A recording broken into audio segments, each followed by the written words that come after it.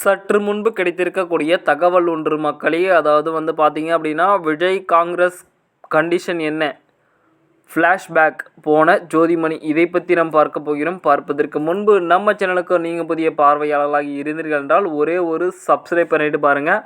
அதாவது கடந்த சில காலங்களாக மாறிக்கொண்டிருக்கும் நடிகர் விஜய் காங்கிரஸ் கட்சியில் சேர முயன்றவர் என்று சமூக வலைதளங்களில் வரும் தகவலை வைத்து கூட்டணி குறித்து முடிவு செய்ய கருத்தாக இருக்கிறது. தற்பொழுது திமுக கூட்டணி தான் காங்கிரஸ் இருப்பதாகவும் கரூர் அருகே காங்கிரஸ் எம்பி ஜோதிமணி பேட்டி அளித்திருக்கிறார்.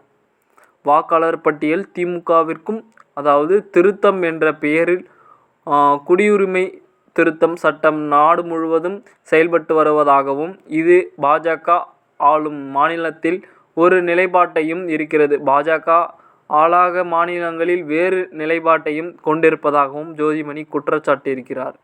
ஜோதிமணி மேலும் கூறுகையில், விஜய் காங்கிரஸ் கட்சி புதியவர் இல்லை.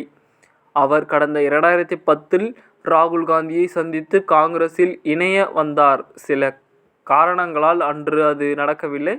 அவர் எங்களுக்கு தெரியாத நபர் இல்லை.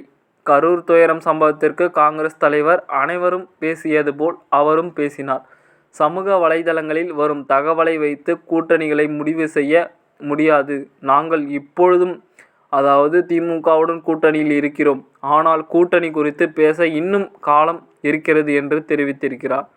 இதை மேம்படுத்தும் விஷயமாக வாக்காளர் பட்டியல் திருத்தம் என்ற பெயரில் நாடு முழுவதும் குடியுரிமை திட்டம் திருத்த சட்டம் செயல்பட்டு வருவதாக கருதப்படுகிறது. ஜோதிமணி 12 மாநிலங்களில் புது விண்ணப்பம் கொடுத்து வாக்காளர் பட்டியல் திருத்தம் செய்தியாளர்களை சேர்க்கின்றன. இது குடியுரிமை திட்டம் பாஜக ஆளும் ஆசம் மாநிலத்தில் மற்றும் திருத்தம் இதனை கருத்தில் கொண்டு மேலும் 30 நாளில் குடியுரிமை திருத்தம் செய்ய முடியுமா? வாக்காளர் திருத்தமா இருந்தாலும் இன்று முடிந்திருக்கும்.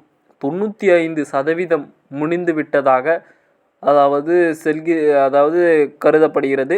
ஆனால் அது உண்மை இல்லை. பல குளறுபடி இருக்கிறது. தேர்தல் ஆணையத்திற்கும் பாஜகவிற்கும் நம்மை பார்த்தால் ஏமாளி போல் தெரிகிறது. பாஜக ஆளும் மாநிலத்தில் ஒரு நிலைப்பாடும் பாஜக ஆளாத மாநிலத்தில் ஒரு நிலைப்பாட்டுடன் தேர்தல் ஆணையம் செயல்பட்டு வருவது என்று ஜோதிமணி கூறியிருக்கிறார்.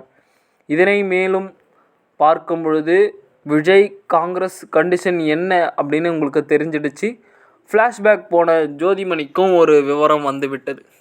பொறுத்திருந்து பார்ப்போம் என்ன மாதிரியான சூழல் மாறுது அப்படின்னு. நம்ம சேனலுக்கும் நீங்கள் புதிய பார்வையாளராக இருந்தீர்கள் ஒரே ஒரு சப்ஸ்கிரைப் பண்ணிவிட்டு பாருங்கள். அடுத்த காலையில் சந்திப்போம். நன்றி, வணக்கம்.